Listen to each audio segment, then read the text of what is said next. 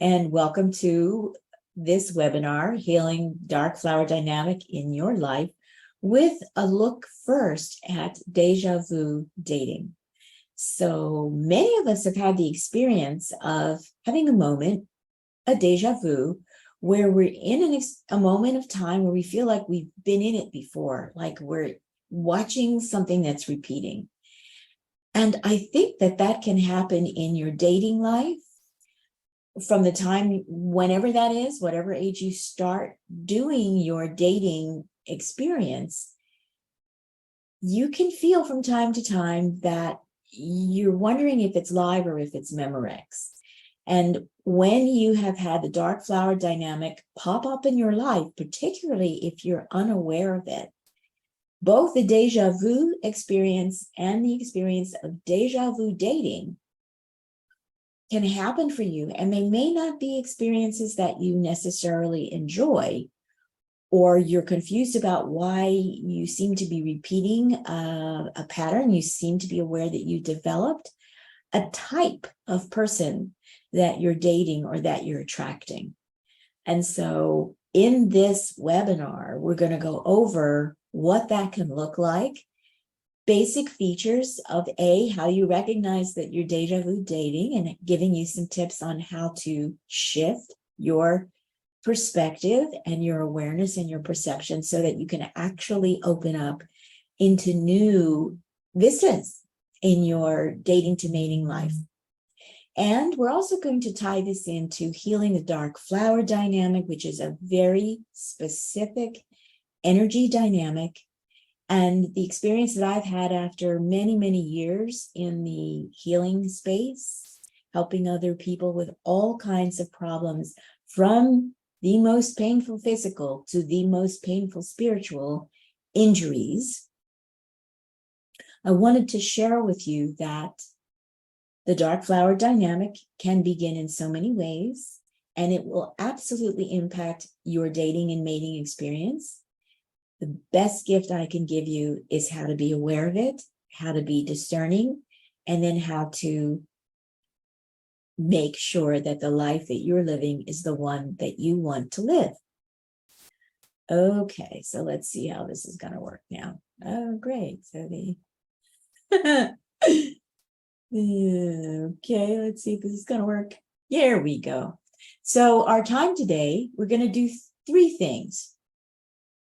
We're going to share, if it's something you feel like sharing. I will be sharing with a great deal of transparency and truth. We're going to focus on what are the very top 3 to 5 things that we can begin to recognize, and from a sense of empowerment. And then the third thing that we're going to do is we're going to reframe into that perceptual frame of I have choice. We're going to first look at what is deja vu dating, which I already talked to you a little bit about. And then we're going to look at the dating pattern, which happens for a lot of folks because, there's a saying that you got to kiss a lot of frogs to meet your prince. I personally don't kiss frogs, and I'm not looking for a prince, but it's a pretty apt expression. And then what happens when you have to keep putting yourself out there and you yourself are still trying to figure out what it is that you really want?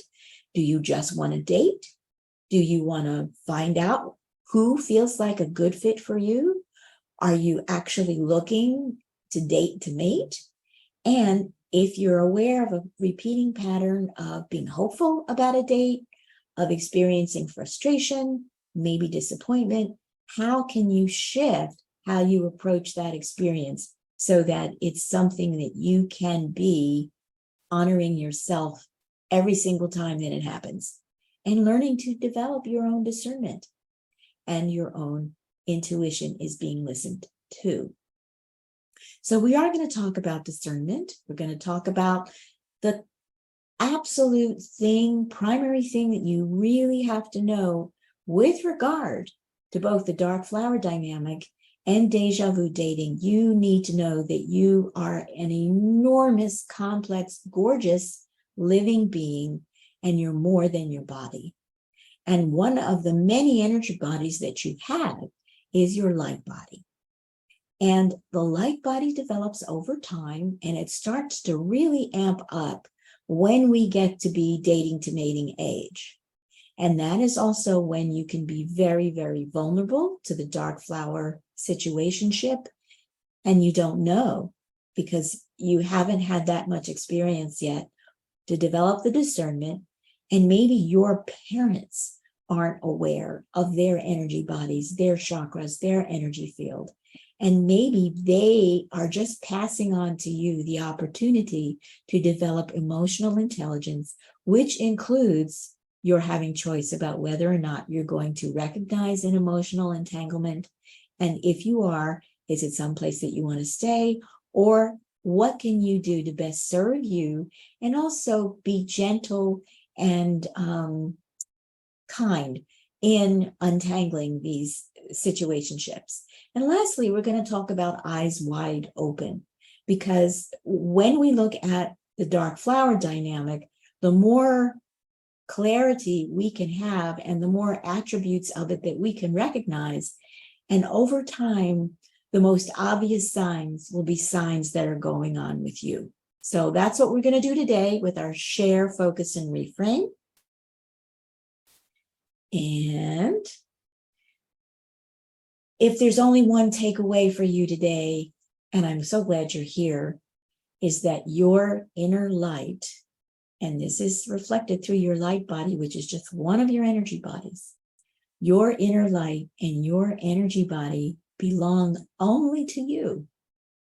And this is the biggest, most complex, gorgeous part of you that Source shares with you and that you share with Source. And this is actually a function of spiritual law. Oh, look, here's the introduction. Well, we'll skip that because I already did that. So, Deja Vu dating. In the preliminary information, I use the image of if you were out in the ocean and you've never been out there before, and maybe you've done some research and you've been curious about who else is in the ocean. There are a lot of gray shapes that move around in the water in an ocean, and one of them might be a shark. How do you recognize a shark? How do you keep yourself safe from a shark? If you're out there in the ocean, maybe you're on a sailboat all by yourself and you get into some interesting waters where sharks frequent. Do you have a type in your dating life, in your dating to mating process, that includes having an affinity towards a shark type? And who is that? Okay, I'm going to ask everybody to please mute. Thank you. Who is your shark type? Where is your shark tank? Some of you may be old enough to remember Saturday Night Live and the skits they used to do about the knock at the door land shark. Pretty funny and pretty apt. So if you're aware in your deja vu dating that you seem to have experiences where you're attracting, doesn't matter about gender, this is not about gender, where you're attracting people who are, for you, they're either too nice and they come across as goody-goodies and you find them boring and you don't want to continue those contacts because there's something going on in your own organization of information that is you that is uncomfortable with goody-goody because you don't trust it. You think it's too good to be true. At the same time, you may not be able to recognize, the goody-goody person, but you may not be able to recognize the shark. So we're going to talk a little bit about that. And then the other question I have for you, as you've continued with your dating process and your dating to mating process, if you're of that age, please mute your microphone if you're just coming in. Thank you very much. Have you had an opportunity to spend some quality time with yourself? And when you go through a disappointing dating experience, have you taken the time to reflect on it, to notice what your feelings are, all of them, and being truthful about all of your feelings? And what we want to be careful of is that deja vu dating doesn't leave you entranced in a sense of isolation and distrust. So that's an important thing as you're just beginning to do your dating to mating. The more aware of this you are, the less likely you're going to end up in a shark tank to begin with. So as I've said, this is not about gender. And it can be that you were born into a family that over many generations has learned to cozy up to sharks because there's been, let's call, a symbiotic benefit. So when we're looking at deja vu dating, we're asking questions. We're asking questions about ourselves. We want to get to know the other person that we're spending time with, and we're asking a lot of questions with them. And this is something that often doesn't happen. There's just not enough questions because the attraction trumps our conscious awareness, and we start asking no questions or the wrong questions. So in this process, what we're going to be doing is learning to develop our perceptual awareness and to begin to be able to feel comfortable about, what does love actually feel like? How do I identify that energy? What is just sexual affinity? And what is passion and lust? And am I caught in a dating deja vu pattern where I'm not sure if it's love? I'm sure that there's a sexual attraction. I'm feeling really off the chain passion for a particular person, but then it quickly flips into an ice cold situation where the connection seems to go underground, and I don't know why.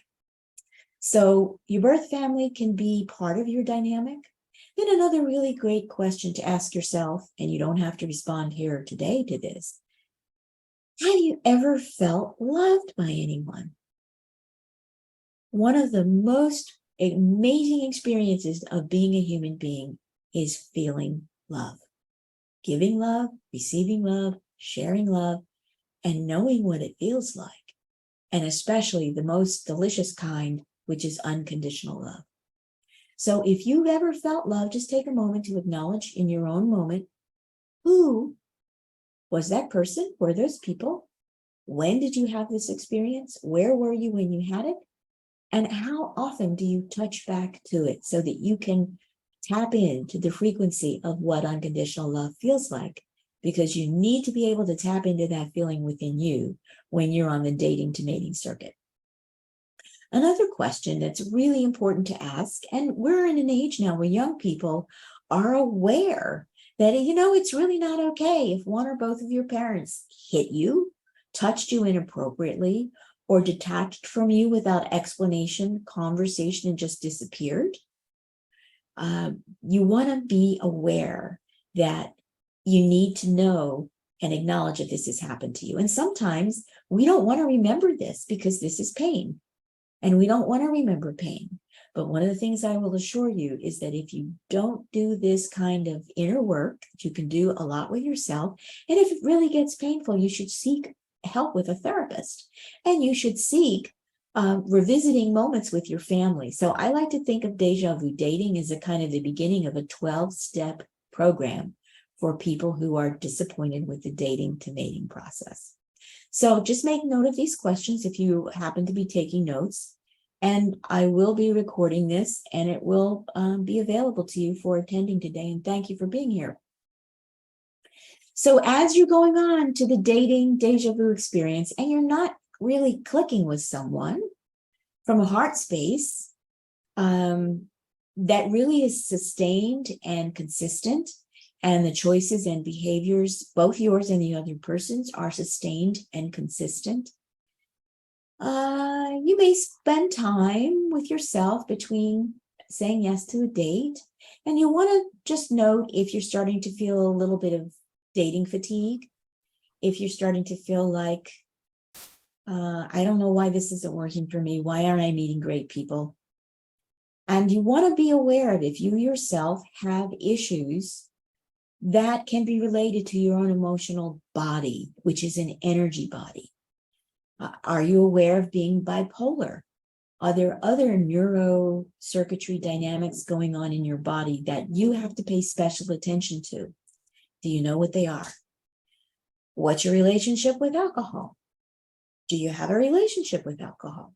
What's your relationship with recreational drugs? Do you have a relationship with recreational drugs? And are you dealing with a genetic or incipient disease process that may be lurking in the background that hasn't really popped up full frontal yet for you? And this can include a family history of depression, of alcohol abuse, of trauma bonds, of anxiety. That is a form of disease when we're looking at our energy bodies. And we will be looking at this, our energy bodies, if you decide to continue to do this work with me. I've set up this opportunity as a 12 session, maybe 8, 12. I think I set up 12 sessions to do the work with, on your own and in group, and one-on-one with me if you choose that. So you've got to start really looking at your story right now. The best place for you to look at your story is from where you are right now. Because in where you are right now, you can identify the things in your life that make you feel happy, whole, productive, connected, and really pleased with who you are and the parts of your life that are really working with you and for you.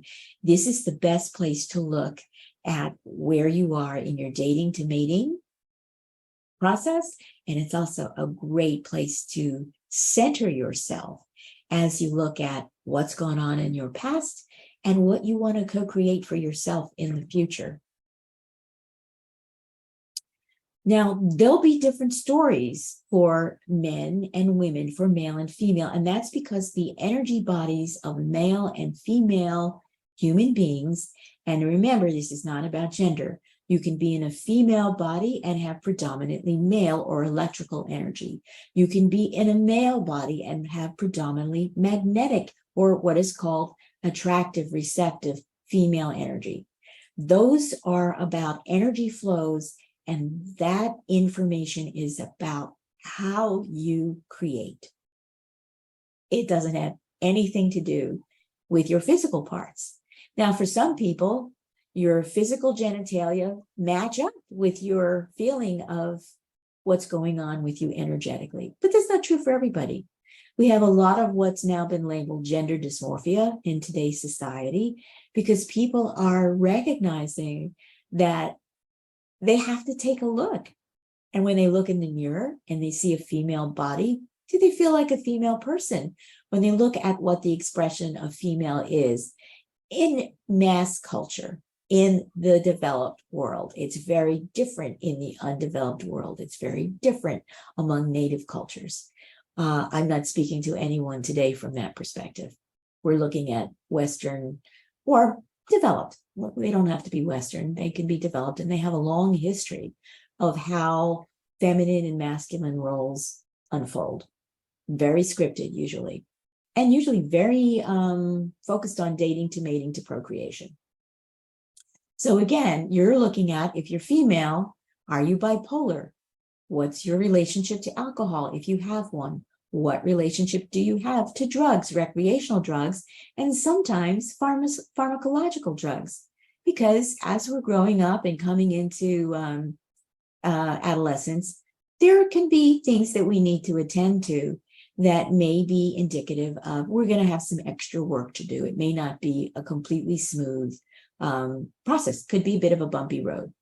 So you want to really pay attention to who you are, what you know about yourself. And once again, one of the nicest things you can do for yourself is have at least one journal that's half full and an empty journal that's waiting for you. All right, topic 1. We're going to look at what are the attributes of someone who we could call a shark. So we're going to look at the timelines. This is your very simple dating to mating process timeline. And for some reason, I'm not looking at my current presentation, which is always a joy. So actually, I've done a lot of work on this, and I'm going to stop the share and go back in and find out where the heck it is. Oh my gosh, technology is such a thrill. I'll be right back, folks. I'm going to stop the recording.